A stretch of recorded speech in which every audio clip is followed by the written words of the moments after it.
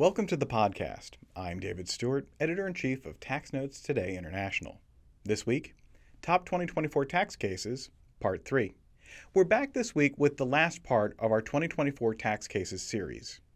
Damien Martin and Tony Nitti, both practitioners at EY, will finish out their list in this episode. So if you haven't heard Parts 1 and 2, be sure to check out the links in the show notes.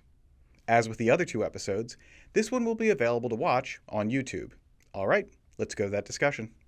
All right, maybe with that, let's leave the world of S corps, near and dear to your heart, and we're going to go the C corp area into another area that's near and dear to your heart, Section 1202, qualified small business stock. Which I'll tell you, Tony, and I've heard this from others too, to say, wait, so Tony's an S corp guy and he's a 1202 guy. Like those two things seemingly don't go together. But that is you, Mr. Nitti. That was another pun.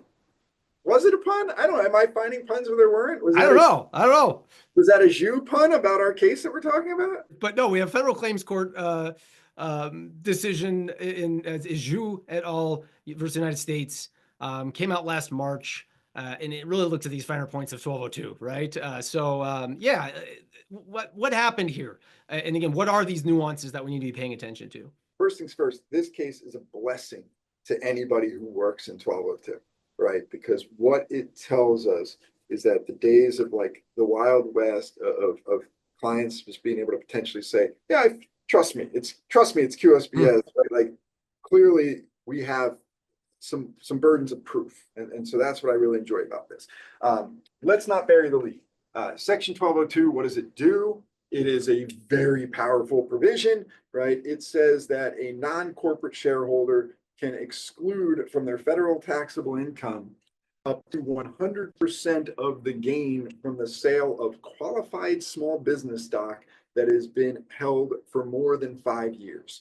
Now, there's limitations of the greater of $10 million or 10 times your basis, but we're not talking deferral here, Tenacious D. We're talking exclusion, right? So you sell out of your company, you pocket gain, you don't pay tax, you go retire somewhere, you move on with your life, and it never comes home to roost.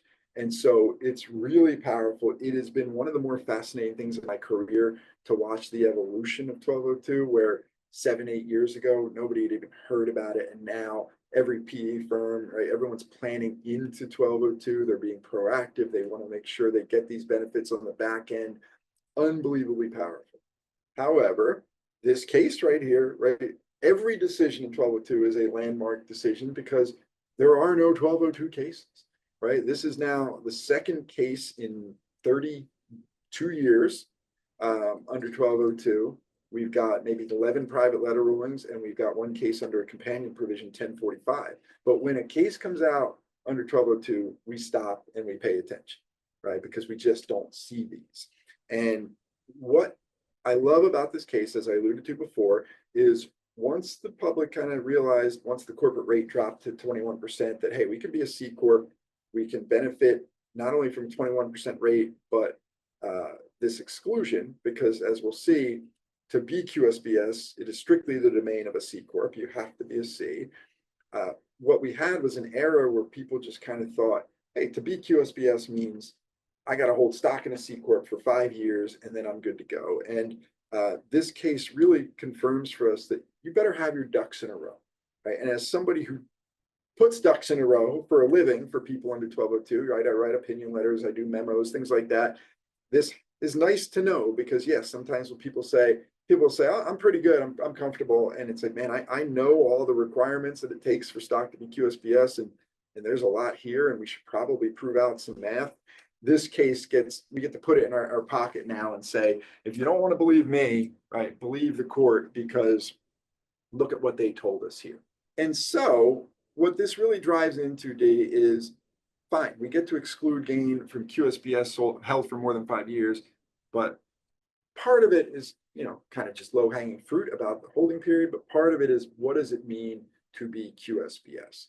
And it's not an easy determination, buddy. What makes it frustrating is this is a shareholder level exclusion, right? Zhu, our guy here, excluded at the shareholder level, but the magic all happens mostly at the corporate level, right? Corporation has to be in the right type of business. You can't be, accounting, health, law, actuarial science, consulting, brokerage, those types of things.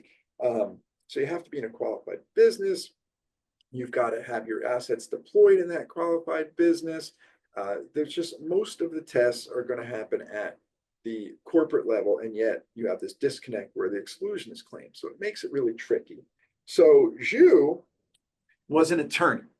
I'm not an attorney, I'm sorry. He was a professor at a university. And in 2003, he had developed some interesting ideas that turned into patents. And he had an agreement, as all those professors did, with his university that said, any patented kind of concept here is owned by the university, not by you. What the university would do, though, is say, if we end up licensing out your patents, we're going to give you, I don't remember if it was 30 or 35%, but we're going to give you a percentage of whatever we get in exchange for the patent. And so he, followed through what he needed to do. The university took ownership of these patents in 2003, and they licensed them to somebody where the university got paid in both cash and stock. And so they gave him some cash and they gave him some stock.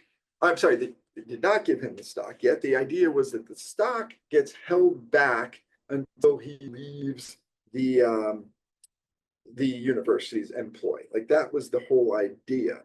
But there was, I believe, about 17,000 or 18,000 shares that were issued in his name in 2003, even though that ends up being up for debate a little bit later on in the conversation. And so that's kind of the deal he strikes. And things go along that way until about 2015. And in 2015, right, he gets annoyed with the university. He has a dispute, and they end up reaching a settlement agreement. And in that settlement agreement, it instructs the other party, who had issued about 18,000 shares to Zhu, it instructs that other party to now issue another 54,000 shares of stock in 2015. And so the shares are retitled. And in fact, both tranches of shares are retitled in 2015. So this corporation, call it Corporation X, they issue another 18,000 shares that were meant to reflect those shares issued in 2003 in 2015. And then they issue these new 54,000 shares in 2015 as well. And so he gets these shares. Some appear to have been really issued in his name in 2003, even though they were reissued in 2015. But clearly 54,000 shares were issued in 2015, and then he sells them in 2016. So we have a problem, Dave, because it looks like he acquired these shares in 2015 and he's selling them a year later. And one of the only things that's not complicated about Section 1202 is you got to hold these shares for 5 years. So how are we selling shares we got in 2015 in 2016 and claiming the exclusion for QSBS? And Zhu, as you can imagine, said, well, come on, there's a little bit more going on here. Like, this transaction happened in 2003, and all the shares were being held by the university, but they were being held as a matter of law for me. Like, I had the rights to those shares in my individual capacity. And it's really important that Zhu be treated not only as having owned the shares since 2003 from a holding period perspective, Dave, but he had to have been the one who originally was issued the shares from the corporation. Because we have a host of tests that have to be met on the day that you acquire shares in order for those shares to ever be QSBS. One, we talked about, it's got to be stock in a C corporation. 2, it's got to be post August 9th of 1993. We never see that be a problem anymore. 3, this is the one we're focused on here, shares have to be issued at original issuance directly to you in exchange for cash, services, or property.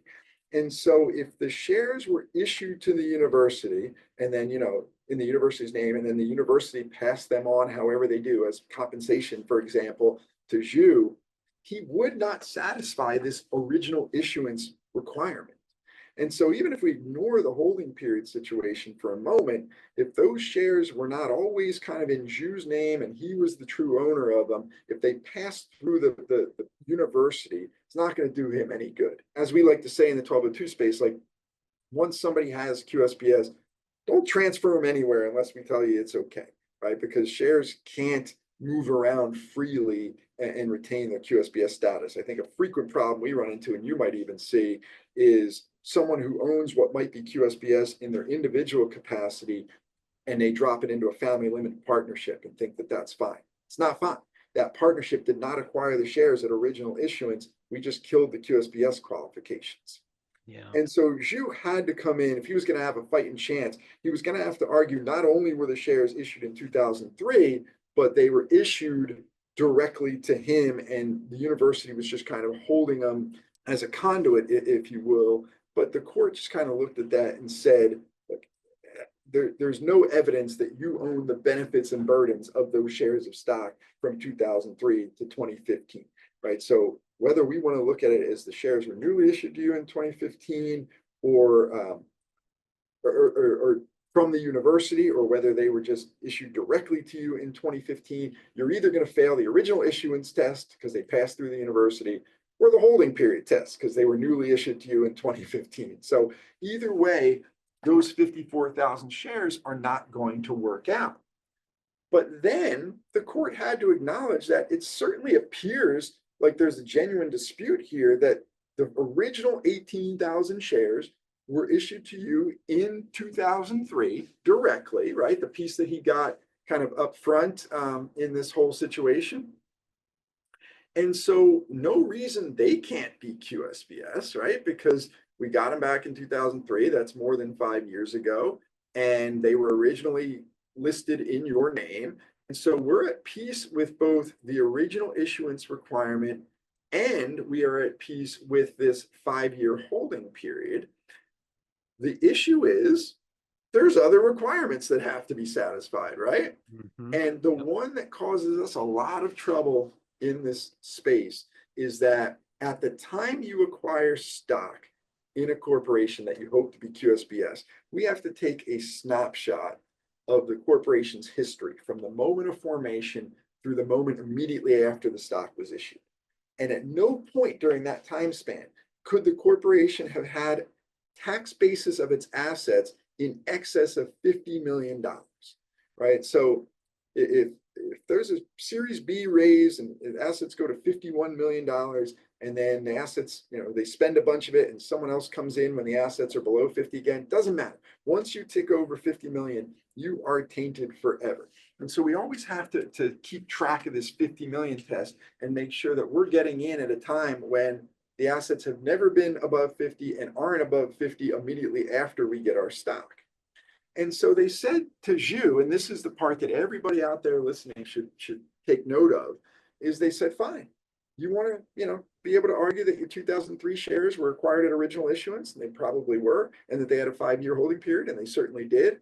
Now you need to prove to us, right? Prove to us the assets had been less than $50 million before you acquired the stock and when you acquired the stock. And this is what I think a lot of people claiming QSBS benefits are not prepared to do, because what they were able to do in this case was get their hands on financials from 2009 to 2011. And it showed total assets of $2 million. And so then the appeal became one of logic. Hey, if the assets were only $2 million in 2009 and I acquired my shares in 2003, what's the likelihood it was above $50 million in 2003? And the single biggest takeaway from this case is that the tax court, it wasn't the tax court, right? Who was this? This is Court of Claims? I can't remember. Yeah, exactly. Yep, Court of Claims. The Court of Claims said, we're not going to take your word for this. The burden of proof is on you.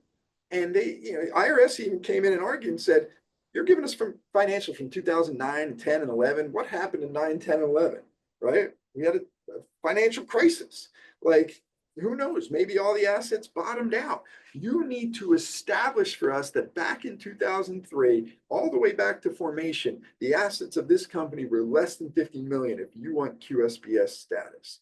And that should be the takeaway for everybody, is that you need your ducks in a row. You need to do the math. You need to be able to prove to an agent that, hey, here are the assets from the moment of formation through the moment immediately after I acquired my stock, and I can show you that they were less than $50 million, because it is not the Wild West anymore. Okay, the IRS has caught on, as taxpayers have, to what it means to have QSBS and the benefits that flow from it, and they are going to make us earn it.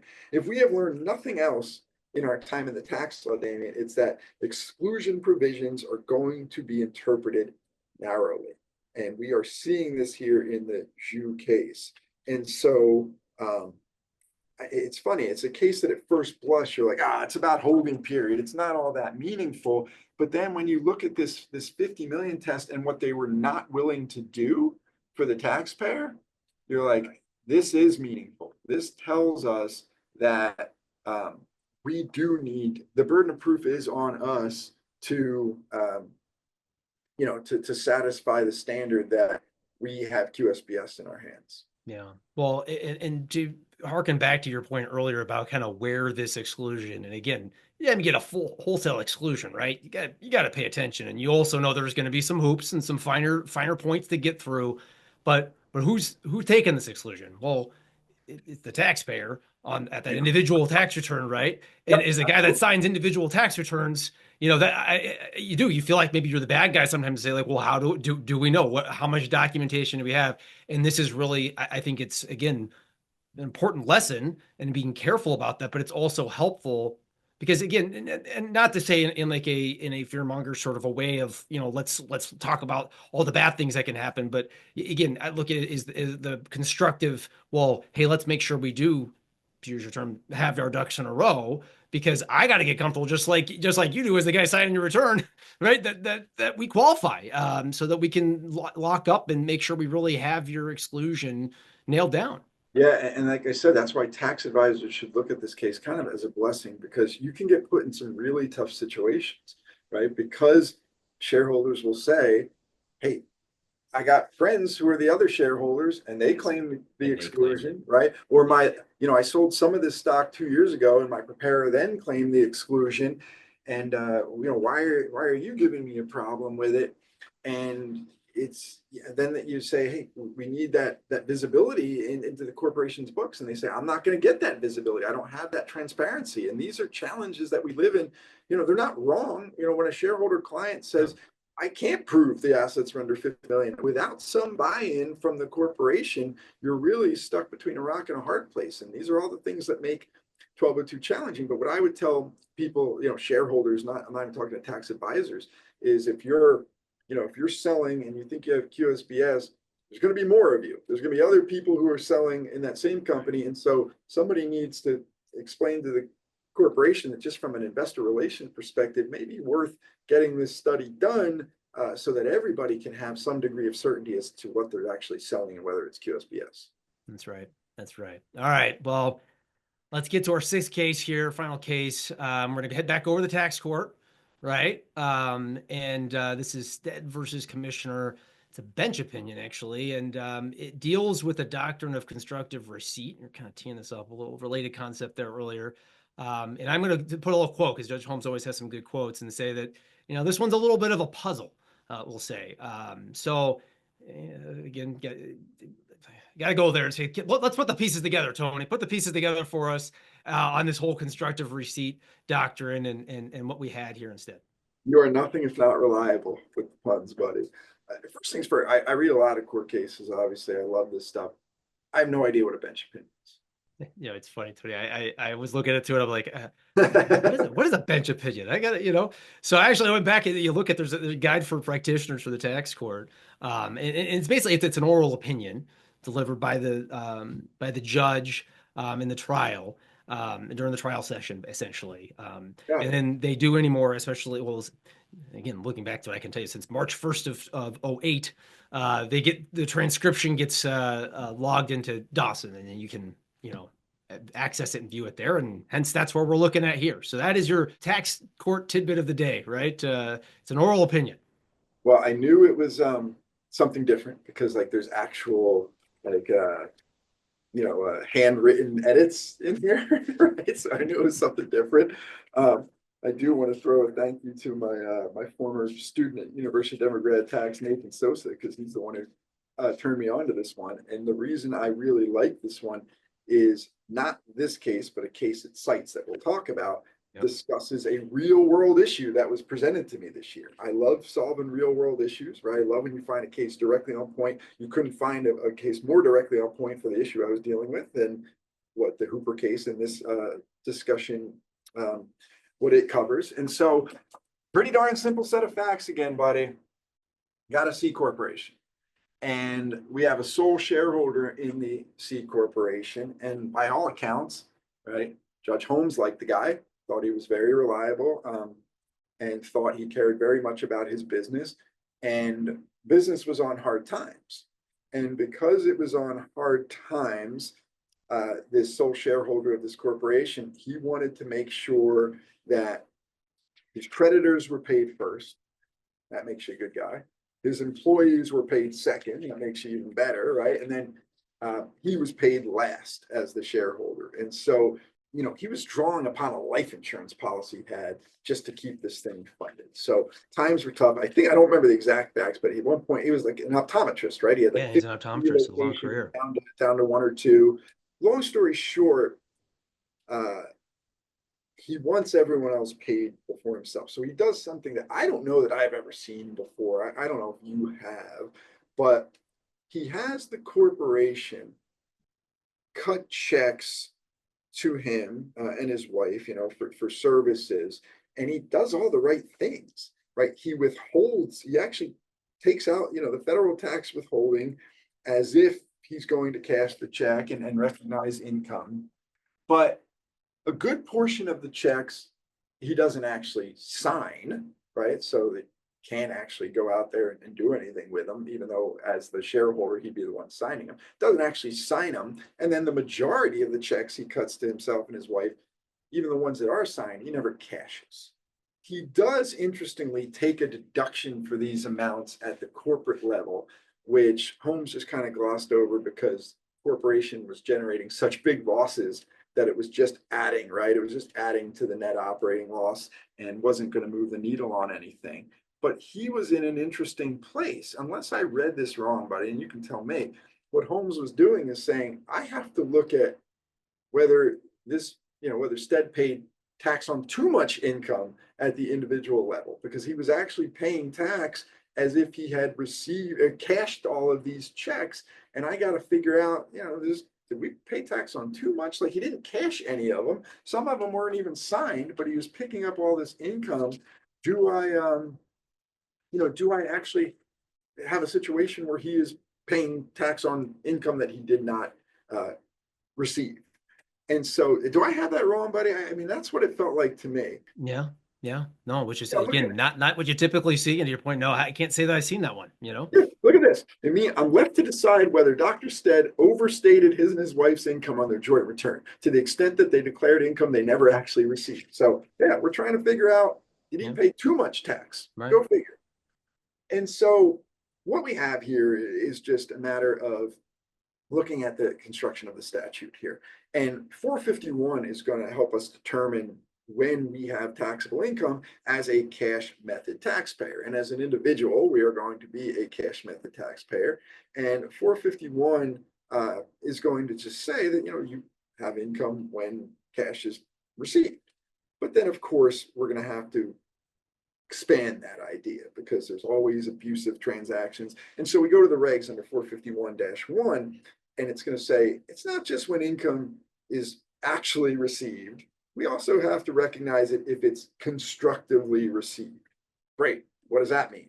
Well, we keep reading down the page and we get to 1.451-2A, and it says income is constructively received when it's reduced to that taxpayer's kind of undisputed possession, when it's set apart for them where they can draw upon it at any time. The way I've always been taught this is what that means is someone offers you income you can't turn your back on it, right? You can't turn your back on income that is being offered to you. Right. However, the law has evolved, right, to say that income is not constructively received if this income that's being kind of offered to you, if you will, is subject to substantial limitations or restrictions. And so we have to figure out here in this case, like this is a tricky one, D. He's the sole shareholder of the corporation. I mean, the corporation had some funds. It's not that it was truly insolvent, but by cutting checks to himself, some of which were signed, some of which weren't, but that he never actually cashed by, he paid the tax. So we're not asking, did he not pay enough income? It's like, did he pay too much income? Was some of that income never actually actually or constructively received? And as you said, Holmes said, this is a little bit of a puzzle. In a situation like this, where somebody is in control of the corporation and they got checks in their hands, how do we decide if it's constructively received? And maybe the best analysis is to say, clearly it's available to him as the owner of the corporation, but is it subject to enough restrictions where he hasn't constructively received that income? And so from there, they started looking at case law. And the first case that they acknowledge and reference was a case that at the same time that I found this from Nathan, I was dealing with this exact issue, right? Someone had reached out to me at EY and said, hey, we have a client that is a corporation and the shareholder rents property up to the corporation. And they've got a lease in place and the corporation pays rent every single month. And the corporation's got cash, but it wants to use the cash for different purposes this year. So it wants to go 4 or 5, 6 months without paying any rent to the sole shareholder. Any consequences that we have to be worried about there? And yeah, where my brain went when I saw that is like, hey, this is a potentially constructive receipt problem, right? Because as the shareholder, you're kind of turning your back on income. From a rental perspective, you have this lease that could be enforced. You're choosing not to. Are you turning your back on it? And it turns out, I mean, just beautifully, the Stead case references the Hooper case. And in Hooper, they have the exact same fact pattern. And what they say is, as a shareholder, if you have a lease in place, and I imagine there's some people out there that will have this type of fact pattern. If you have a lease in place with the corporation needs to pay you rent, and the corporation has the cash, at least theoretically, to pay that rent, but you just choose not to for a couple of months, very sorry, but you have constructive receipt of income that you never actually, right, got your hands on.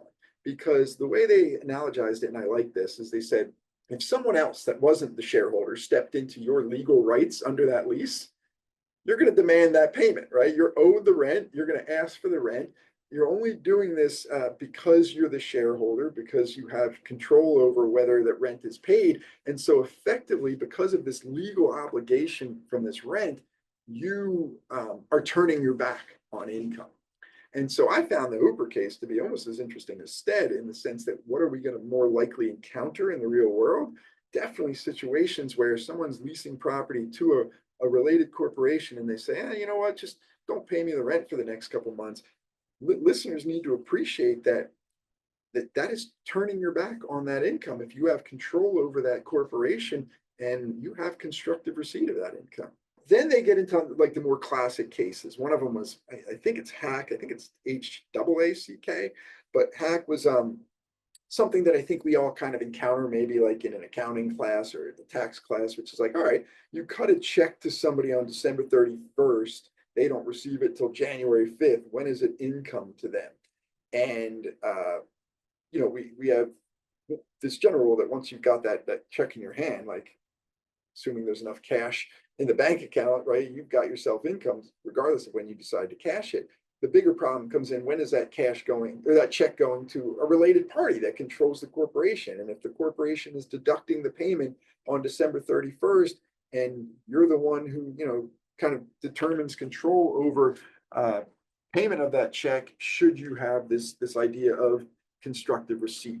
And they reference two cases, this Hack case and this Con case. And as Holmes said, a little bit of a puzzle to figure out what they were getting at. But in the hack case, they said there was constructive receipt because the shareholders had control of the corp. They could have had it all done on December 31st, the check in the hands, the check cashed, and they had previously exercised and exerted their control over the corporation in situations like that. Whereas in the Con case, same fact pattern, the shareholder group had never exercised its right to obtain any type of payment from the corporation, outside of its normal policy of actually paying checks the year after it's deducted by the corp. And so the puzzle that Holmes was trying to fit together is when you apply this to this dead fact pattern with wages, there's no requirement. He actually says this, I think, right, in the bench opinion. There's no requirement for a C corp to pay wages, which is pretty darn interesting. I don't disagree. It's just interesting. But what he's saying is that the corporation didn't have the same obligation to pay salary to Stead the way that a corporation with a enforceable lease has to pay a shareholder who is owed rent, right? Like a share that if there had been a more formal employment agreement or something like that, or a bonus plan, it would have been a different story. But at the end of the year, there was no formal obligation, legal obligation for the C corp to pay wages just because he had been there and provided some services. And so they were asking, if someone else stepped in that wasn't a shareholder, what rights would they have? And they said, yeah, if you're a lessor of a lease, you would have rights. If you had this enforceable employment contract, you'd have rights. But in this situation, none of those things were really present. And so what we're going to do is just think about, all right, what rights would you have? And if you got checks in your hands that were signed and there was cash enough to pay them, you would have a legal right to have that check cashed, right? That's what Holmes said. But for all these checks that had been cut to him that were not signed, you would not have a legal right to enforce payment on those because they hadn't not been signed by the other party, even though Stead was that other party, right? They're just saying that in that situation, if we substituted in a third party for Stead, they wouldn't have the right to enforce, one, payment of compensation in general, because there is no obligation for a corp to pay comp, but two, any way that you can cash a check that party had not signed. And so where Holmes ultimately landed is we're going to back out of Stead's income these checks that he had cut himself, withheld upon, deducted at the corporate level, but didn't actually sign. And so it's a unique fact pattern. I don't know that we're going to confront that fact pattern that often. Are we going to confront the fact pattern of constructive receipt? Absolutely. Are we going to confront a fact pattern like the one we see in Hooper, where a lease arrangement, someone just says, you know what, let's just put a pause on that for a couple months, right, to a sole shareholder? Yeah, that's going to happen. And Hooper tells us we have constructive receipt of that income. We have turned our backs on income that is owed to us by the corporation that we could legally enforce. And so I thought it was interesting enough to fit into our six this year, because I love when we get real problems, real solutions, to real problems. And the Hooper case really helped me out of a jam. Yeah. No, I think overall, and I'm going to come back to you and ask you the question to kind of pull it all together here, what your closing thoughts are. But it just again illustrates how much I love doing this with you, Tony. It is always so fun, and just realize how much, being a student of the tax law is just how just incredibly enjoyable that is. We'll just say tax fun, if you will. But but it all comes down to, I think, especially in the dynamic, environment landscape, if you will, in tax right now, these are the things where there are, we've covered a lot of things in these cases. It all comes down to, I think, in this environment, really understanding your fact patterns, the forms, and being intentional about that and planning for that. And it takes, in many cases, proactive steps and planning to make sure that you're minding the details, because there are sometimes things you cannot undo. Either you held it for 5 years or you didn't to your 1202, or those sorts of things, or things that can maybe break one way or another. And do you really want to leave it to the to maybe some uncertainty? So I guess there's my thoughts. So Tony, what's your bring this all together for us? What's your takeaway here for listeners? Couple things. Number one, right, tax law never disappoints. Like no matter how many years you and I do this, Dave, and hopefully it's for a long, long time, we're always going to get good fodder, right? Like there's always just great stuff every year. I mean, we've been able to do this for so many years without really having to duplicate, just because it's just great stuff that's out there. I mean, think about it. We didn't even discuss, Moore or Loeb, right? We said, Right. leave the Supreme Court case aside, and we had some really great stuff to talk about. So that's what's fun, is knowing that that's never going to change. But you just nailed it, right? The lesson from every tax case you ever read is the same. The lesson is, how do I avoid ending up in court for the same situation, right? Like, what do I do to, as you said, follow certain formalities, restructure transactions, be ahead of the game, understand how to avoid scrutiny because I've done the right things. I mean, we're just talking about different variations on a theme, but we're trying to explain to people that, yeah, you don't want any of this, right? You don't want to be in front of the court arguing these things. I mean, look, sometimes people want to go to court. I mean, that's kind of what Moore was all about. Hey, let's challenge something that's being unconstitutional. But generally speaking, when we talk about these specific issues that are being litigated, people would much prefer to have just avoided the problem in the first place. And so it's really fun being able to kind of come on and just talk about how maybe we can avoid some of those things. And so, as you said, it's so good to have you back and to do this again with you. And I hope we're doing it for the next 30 years. But I liked this year's group of cases. I really did. And I like being here on Tax Notes for sure. So hopefully next year we just get another 5, 6, 8, whatever it may be, great cases to come back and talk about. Yeah, well, like you said, tax law in tax cases never seem to disappoint, and I have no doubt that there will be more. And yeah, just again, a big thank you to you listening, right? Always appreciate people tuning in, and hope you found something valuable here. But obviously, then again, a big thanks to Tax Notes. We're glad to be here, and couldn't think of a better place to be having this conversation. All right, well, Tony, until next year, thanks, buddy. Till next year, see you, Damien. That's it for this week. This is a 3-part series, with all the parts now available in your podcast feed or on YouTube. For more from me, you can follow me online at TaxStew, that's STEW, and be sure to follow at Tax Notes for all things tax. If you have any comments, questions, or suggestions for a future episode, you can email us at podcast@taxanalyst.org. And as always, if you like what we're doing here, please leave a rating or review wherever you download this podcast. We'll be back next week with another episode of Tax Notes Talk. Tax Notes Talk is a production of Tax Notes. You can learn more about us by visiting www.taxnotes.com/podcast. When major media wants the straight story, they turn to Tax Notes. Thank you for listening, and join us again for another edition of Tax Notes Talk. Want more like this? Subscribe for more tax videos. Special thanks to our executive producers, Jasper Smith and Paige Jones, showrunner and video editor, Jordan Parrish, and assistant video editors Peyton Rhodes and Trigo.